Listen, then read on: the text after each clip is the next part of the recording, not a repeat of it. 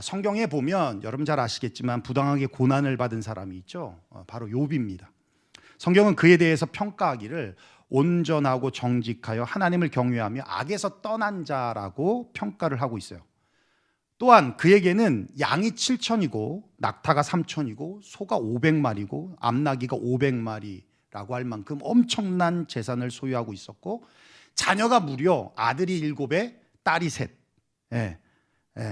그래서 10명의 자녀가 있었습니다. 그런데 어느 날 마귀의 시험으로 인해서 한순간에, 하루아침이라는 말이 맞습니다, 모든 것을 다 잃어버리고 뿐만 아니라 건강까지 잃었는데, 성경에 그의 건강에 대해서 이렇게 표현해요.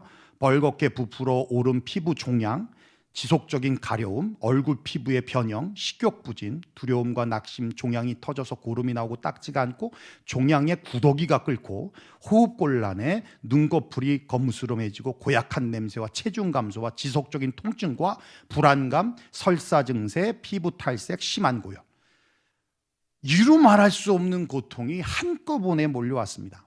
잘못한 것이 없는데 그는 하루아침에 모든 것을 잃어버렸습니다. 이런 부당하다고 느끼는 그런 고난을 당하면서 원망의 대상자를 찾고 원망할 수도 있었을 텐데, 그는 위대한 고백을 합니다. 여러분이 잘 아는 고백이에요. 한번 여러분 입술로 고백해 볼까요? 시작. 내가 모태에서 알몸으로 나왔사온즉 또한 알몸이 그리로 돌아가올지라. 주시니도 여호와시오 거두시니도 여호와시오니 여호와의 이름이 찬송을 받으실지니이다. 할렐루야. 네. 이 진짜 믿음이죠. 진짜 믿음. 아내는 차라리 하나님을 욕하고 죽으라고 욥을 향하여 비난을 퍼부었습니다. 그런데 성경은 이렇게 말씀하고 있어요. 한 번 더 읽어볼까요? 시작. 우리가 하나님께 복을 받았은즉 화도 받지 아니하겠느뇨 하고 이 모든 일에 욥이 입술로 범죄치 아니하니라. 정말 믿음이죠. 하나님을 원망하지도 않았고 사람을 원망하지도 않았습니다. 그리고 묵묵히 그 시험과 고난을 인내했습니다. 그래서 성경은 욥을 인내의 사람이라고 평가하고 있어요. 야고보서 5장 11절입니다. 보라, 인내하는 자를 우리가 복되다 하나니 너희가 욥의 인내를 들었고 주께서 주신 결말을 보았거니와 주는 가장 자비하시고 긍휼히 여기시는 자신이라. 그 인내의 결과 하나님은 그에게 잃었던 모든 것을 다 갑절의 축복을 더해 주셨어요. 욥기 42장 10절에 이렇게 말씀하고 있습니다. 여호와께서 욥의 곤경을 돌이키시고 여호와께서 욥에게 이전 모든 소유보다 갑절이나 주신지라. 갑절을 주셨다는 거예요. 그러면서 구체적으로 말씀하세요. 42장 12, 13절에 여호와께서 욥의 말년에 욥에게 처음보다 더 복을 주시니 그가 양 14,000과 7,000이었는데 14,000이 됐어요. 낙타 6,000과 소 1,000결이와 암나귀 1,000을 두었고 또 아들 7과 딸 3을 두었더라. 그래서 사람들은 욥의 결말이 해피엔딩이라고 합니다. 그런데 여러분, 찝찝한 것이 있어요. 갑절의 축복이라고는 했는데 죽은 자녀들은 갑절의 축복이 될 수가 없습니다. 10명의 자녀가 있으면 20명의 자녀를 줘야 되는데 10명의 자녀만 주셨어요. 여러분, 욥의 입장에 생각해 보면 소, 양, 낙타, 나귀 그렇다 칩시다. 10명의 자녀가 다 죽었어요. 100명의 자녀를 다시 준다 한들 여러분 위로가 됩니까? 여러분 지금 자녀가 죽었어요. 한 달 뒤에 새로운 자녀를 준다고 위로가 됩니까? It's okay. 어차피 10명이니까 10명 주셨으니까 땡큐. 그럴 수 있어요? 자녀가 먼저 죽으면 부모는 가슴에 묻는다고 하지 않습니까? 부모가 받을 고통과 상처에 대해서 보상이 될까요? 이걸 우리는 어떻게 해석해야 될까요? 그렇습니다. 잃었던 소유물은 전부 갑절의 축복으로 보상을 받았습니다. 그런데 자녀는 갑절로 주시지 않았어요. 왜요?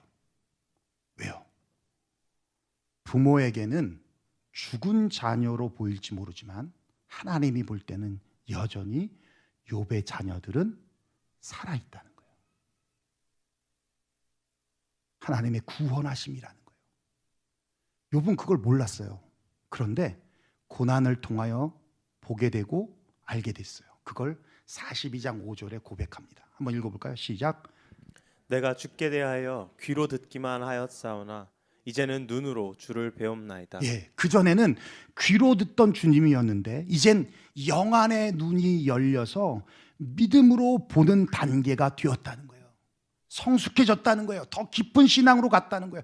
그 가운데 하나님의 세밀하시고 하나님의 조밀하신 위로하심의 은혜가 욥에게 주어졌다는 겁니다.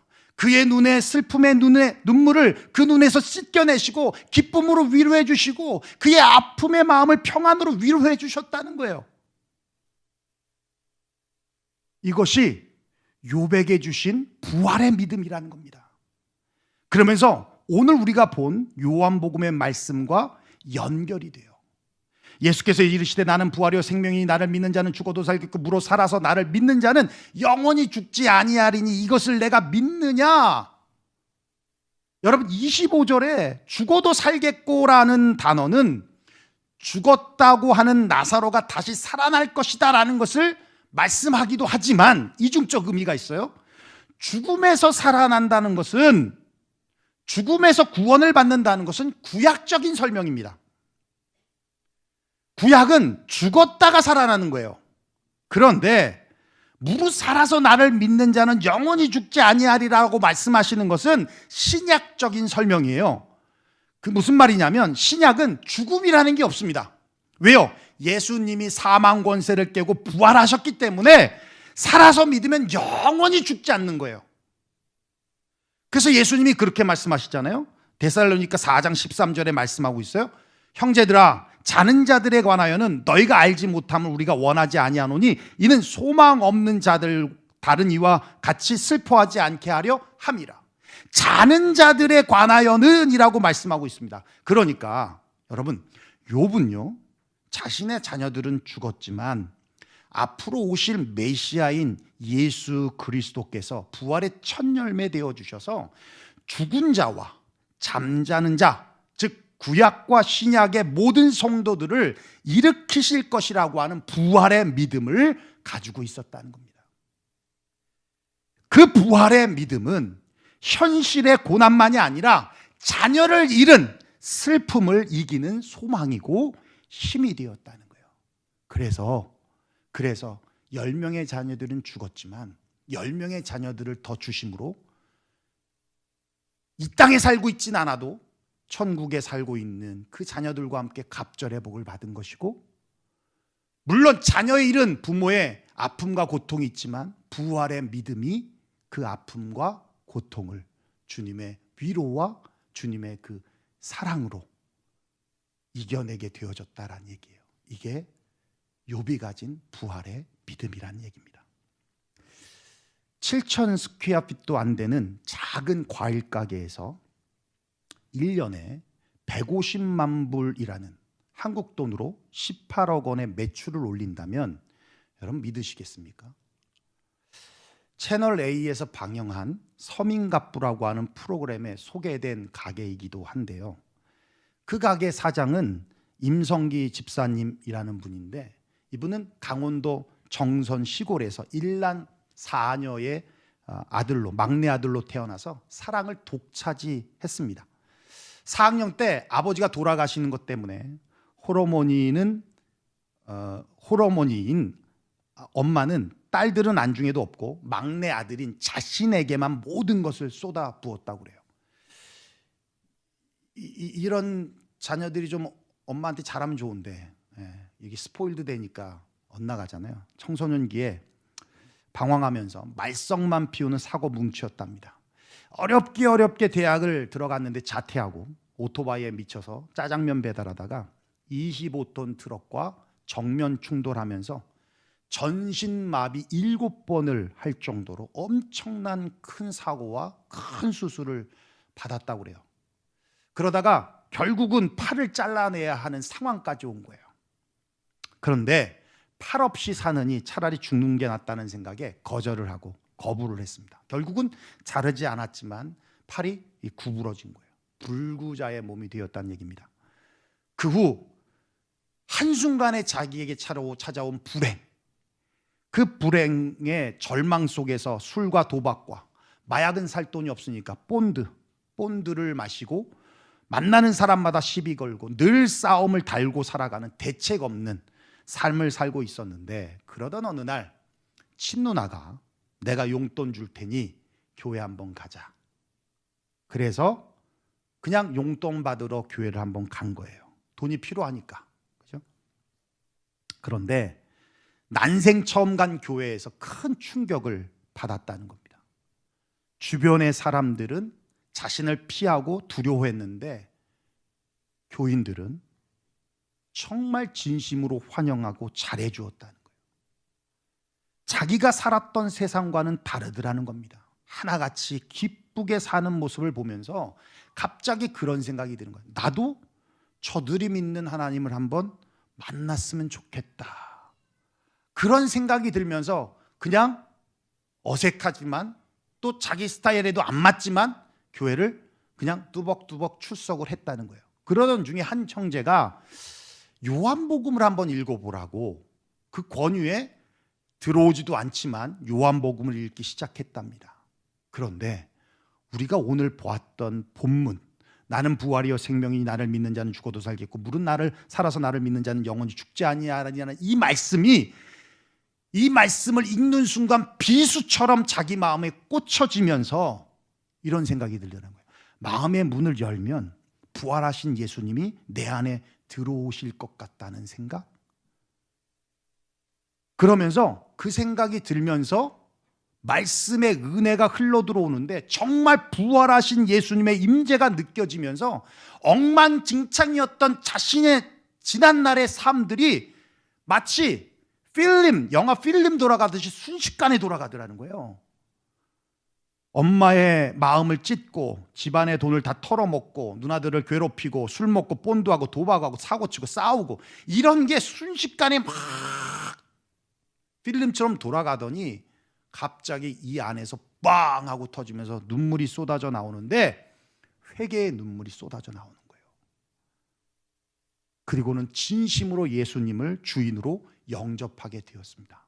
그렇게 부활하신 주님을 만난 후에 놀라운 인생 스토리, 역전 스토리가 만들어지는데 전철과 버스 가리지 않고 복음을 전하러 다니면서 열심히 복음 전했고 직장에서 3개월 버티기 힘들었는데 무려 7년 동안 학원 버스 기사를 하며 아이들에게 복음을 전했고 불구자임에도 불구하고 하나님께서 귀한 자매를 허락해 주셔서 아내를 만나게 되고 또한 귀한 아들 둘을 낳게 되고 그러면서 10평짜리 과일 가게를 열었는데 그냥 아무 생각 없었어요. 좋은 과일, 맛있는 과일로 손님들을 주님처럼 섬기겠다. 그러면서 복음을 전하겠다라는 마음으로 시작한 거예요.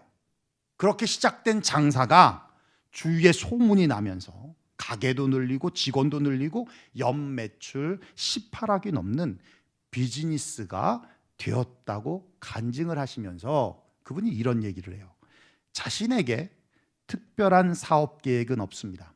그냥 좋은 과일로 사랑으로 섬기고 기쁨으로 복음을 전하는 것이 내 삶의 목표입니다.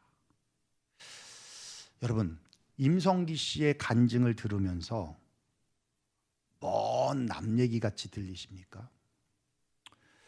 저도 간증도 듣고 글도 봤는데 저도 마찬가지지만 여러분 가운데 비록 18억의 매출은 갖지 못했지만 적어도 부활하신 주님을 만나서 내 인생도 역전된 삶을 살고 있다라고 동의하시는 분이 많이 계실 줄로 믿습니다.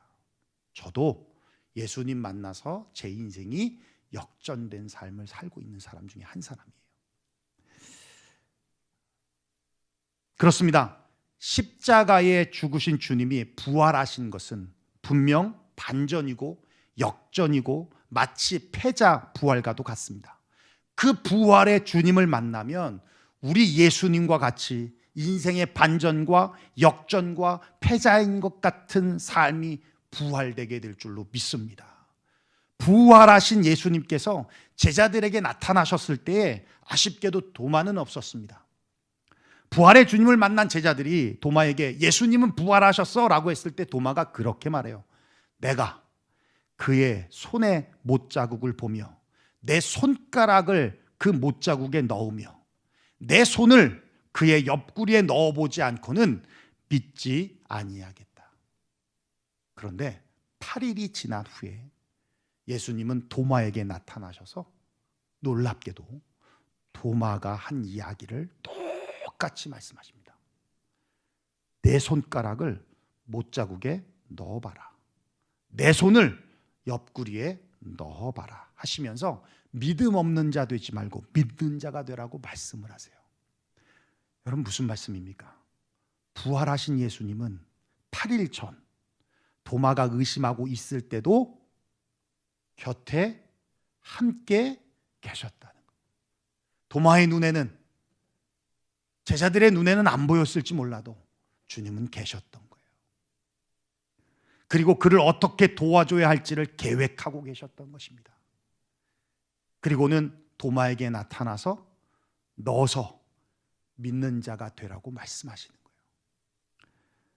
부활의 주님은 살아계십니다. 그때도 살아계셨고 지금도 살아계시며 영원토록 살아계시는 분이십니다. 여러분 믿습니까? 도마에게 부활하신 몸을 보이신 후 아주 중요한 말씀을 하세요. 요한복음 20장 29절입니다. 한번 읽어볼까요? 시작. 너는 나를 본 고로 믿느냐? 보지 못하고 믿는 자들에게는 복되도다. 할렐루야. 우리에게 주시는 말씀입니다. 신약의 시대를 살고 있는 우리에게 주시는 말씀. 주님의 부활하심을 믿으십니까? 여러분 안에 있는 부활의 믿음은 죽은 후에 영향력을 미치는 것이 아니라 지금 여러분의 사는 삶 속에서 구체적으로 영향력을 끼치는 능력이라는 것을 믿으시기를 바랍니다. 뿐만 아니라 임성기 집사님과 같이 일상의 삶 속에서 부활의 주님을 전하시기를 주의 이름으로 축원합니다. 더 나아가서 죽음조차 이기는, 여러분 세상에서 죽음보다 더 큰 게 있을까요? 그래서 정말 힘든, 정말 말로 표현할 수 없는 그 정도로 힘든 일이 우리 삶에 와도 뭐로 결론을 줘요? 죽으면 끝이지 뭐. 내가 죽고 말지. 그렇게 말씀하시잖아요. 그죠? 근데 그 죽음을 이기셨으니 죽음보다 더 큰 문제는 없는 거예요. 우리가 이 땅 살아가면서 어떤 문제를 만나도 죽음보다 더 큰 문제는 없습니다. 그러니 죽음도 이기신 주님이 우리 곁에 있고 우리에게 그 능력을 주셨으니 우리가 이기지 못할 능력이, 이기지 못할 문제가 어디 있겠습니까? 그 부활의 믿음으로 여러분 일상의 삶에서 승리를 쌓아갈 수 있는, 승리가 하루하루 차곡차곡 쌓여져 가는 그런 복된 삶이 되시기를 주의 이름으로 축원합니다.